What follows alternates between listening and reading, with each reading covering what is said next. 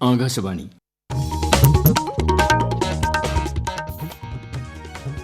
നമസ്കാരം. പ്രാദേശിക വാർത്തകൾ വായിക്കുന്നത് തുളസിദാസ് പരമേശ്വരൻ. പ്രധാന വാർത്തകൾ. ഇന്ത്യൻ നിർമ്മിത ഉൽപ്പന്നങ്ങൾ ഉപയോഗിക്കുമെന്ന പ്രതിജ്ഞയെടുക്കണമെന്ന് മൻ കി ബാത്തിൽ പ്രധാനമന്ത്രി നരേന്ദ്രമോദി. ഒറ്റത്തവണ ഉപയോഗിക്കാവുന്ന പ്ലാസ്റ്റിക്കിൽ നിന്നും മോചനം നേടാനും ആഹ്വാനം. കേരളത്തിൽ ഇന്ന് കോവിഡ് സ്ഥിരീകരിച്ചത് 4905 പേർക്ക്. ടെസ്റ്റ് പോസിറ്റിവിറ്റി നിരക്ക് 10.64%. വയനാട്ടിൽ പുതിയ കുടിവെള്ള പദ്ധതി തുടങ്ങുമെന്ന് മുഖ്യമന്ത്രി പിണറായി വിജയൻ. കാരാപ്പുഴ അണക്കെട്ടിന്റെ സംഭരണശേഷി ഉയർത്തുമെന്നും മുഖ്യമന്ത്രി. രാജ്യത്ത് വാഹനരേഖകൾ പുതുക്കാനുള്ള കാലാവധി നീട്ടി. തീരുമാനം കോവിഡ് പശ്ചാത്തലത്തിൽ. മെൽബൺ ടെസ്റ്റിൽ ഓസ്ട്രേലിയയ്ക്കെതിരെ ഇന്ത്യയ്ക്ക് ഒന്നാം ഇന്നിംഗ്സ് ലീഡ്. അജിങ്ക്യ രഹാനെയ്ക്ക് സെഞ്ചുറി. ISLൽ ഇന്ന് കേരള ബ്ലാസ്റ്റേഴ്സ് ഹൈദരാബാദ് FCയെ നേരിടും. മത്സരം രാത്രി 7:30. വാർത്തകൾ വിശദമായി. നമ്മുടെ ഉൽപ്പന്നങ്ങൾ ലോകോത്തരമാണെന്ന് ഉറപ്പിക്കേണ്ട സമയമായെന്ന് പ്രധാനമന്ത്രി നരേന്ദ്രമോദി. മൻ കി ബാത്തിന്റെ 72ാം ലക്കത്തിൽ ജനങ്ങളുമായി തന്റെ ആശയങ്ങൾ പങ്കുവയ്ക്കുകയായിരുന്നു അദ്ദേഹം. ലോകോത്തരമായ എന്തും നമ്മൾ ഇന്ത്യയിൽ ഉണ്ടാക്കി കാണിക്കണം. ഇതിനായി നമ്മുടെ സംരംഭകരും സ്റ്റാർട്ടപ്പുകളും മുൻപോട്ട് വരണമെന്നും പ്രധാനമന്ത്രി പറഞ്ഞു. വിശദാംശങ്ങളുമായി സുവർണ. വിദേശ നിർമ്മിത വസ്തുക്കളുടെ ഇന്ത്യൻ നിർമ്മിത ബദലുകൾ ഏതാണെന്ന് മനസ്സിലാക്കി അത് ഇന്ത്യയിൽ ഉൽപ്പാദിപ്പിച്ച് ഉപയോഗിക്കണമെന്നും ശ്രീ മോദി വ്യക്തമാക്കി. ഇത് ഒരു പുതുവർഷ പ്രതിജ്ഞയാക്കി നമ്മുടെ നാടിനു വേണ്ടി മുന്നോട്ട് വരണമെന്നും അദ്ദേഹം ആഹ്വാനം ചെയ്തു. वोकल फॉर लोकल ये आज घर घर में गूंज रहा है. ऐसे में अब यह सुनिश्चित करने का समय है कि हमारे प्रोडक्ट्स विश्व स्तरीय हो. जो भी ग्लोबल बेस्ट हैं वो हम भारत में बनाकर दिखाएं. इसके लिए हमारे उद्यमी साथियों को आगे आना है. स्टार्टअप्स को भी आगे आना है.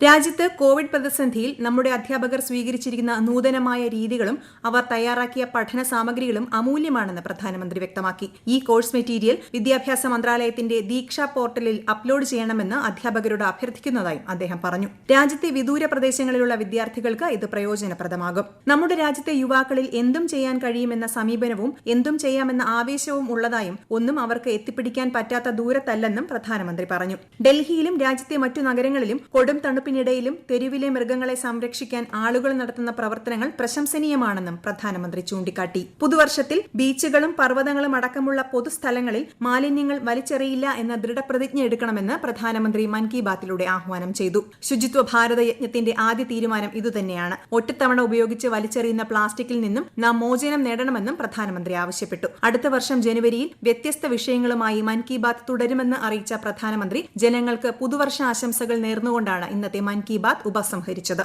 हमें देश को सिंगल यूज प्लास्टिक से मुक्त करना ही है. ये भी 2021 के संकल्पों में से एक है.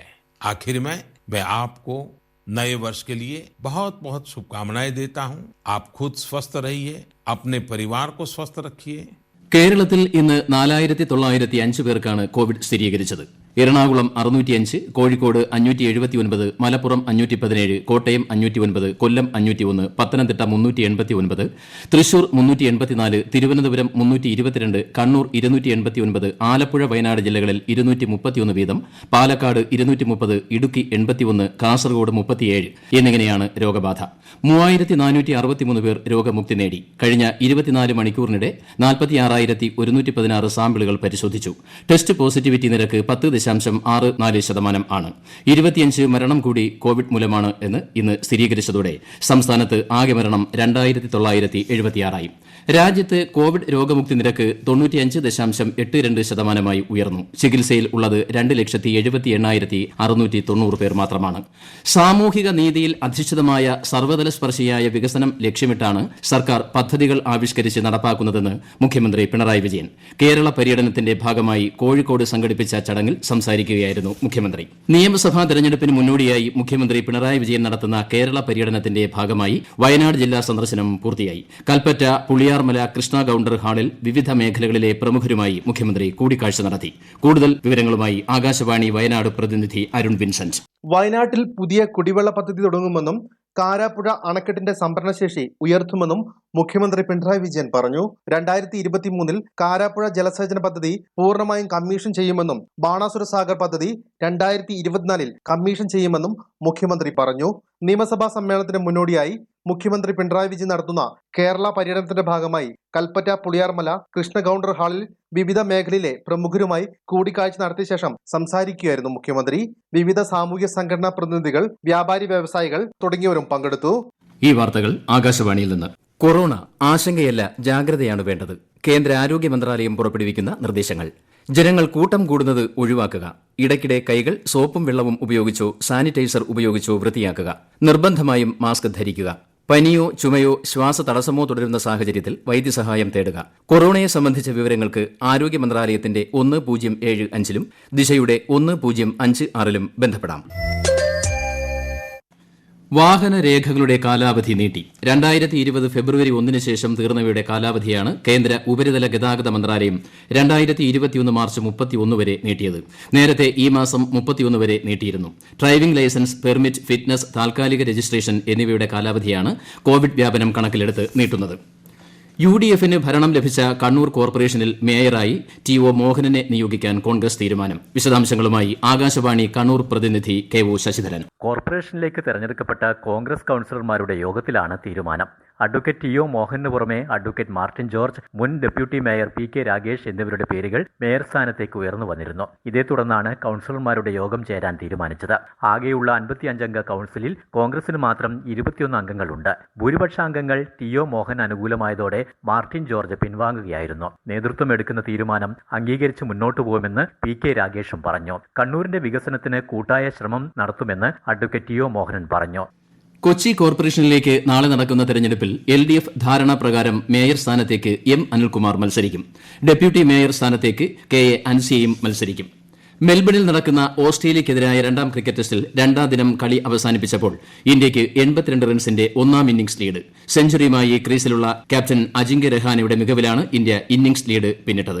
104 റൺസുമായി രഹാനെയും 40 റൺസുമായി രവീന്ദ്ര ജഡേജയുമാണ് ക്രീസിൽ.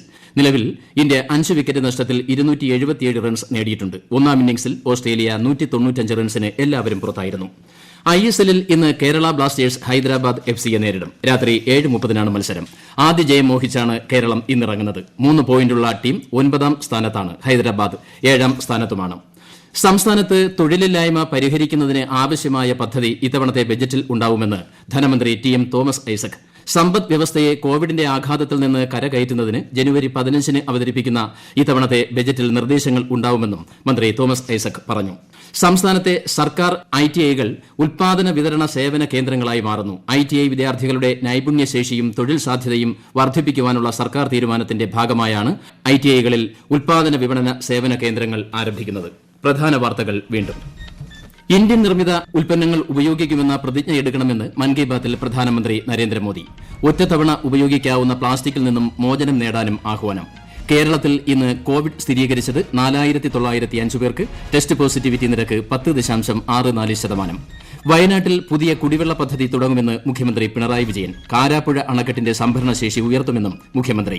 രാജ്യത്ത് വാഹനരേഖകൾ പുതുക്കുവാനുള്ള കാലാവധി നീട്ടി. തീരുമാനം കോവിഡ് പശ്ചാത്തലത്തിൽ. മെൽബൺ ടെസ്റ്റിൽ ഓസ്ട്രേലിയക്കെതിരെ ഇന്ത്യയ്ക്ക് 1ാം ഇന്നിംഗ്സ് ലീഡ്. അജിങ്ക്യ രഹാനെയ്ക്ക് സെഞ്ചുറി. ISL-ൽ ഇന്ന് കേരള ബ്ലാസ്റ്റേഴ്സ് ഹൈദരാബാദ് FC-യെ നേരിടും. പ്രാദേശിക വാർത്തകൾ കഴിഞ്ഞു.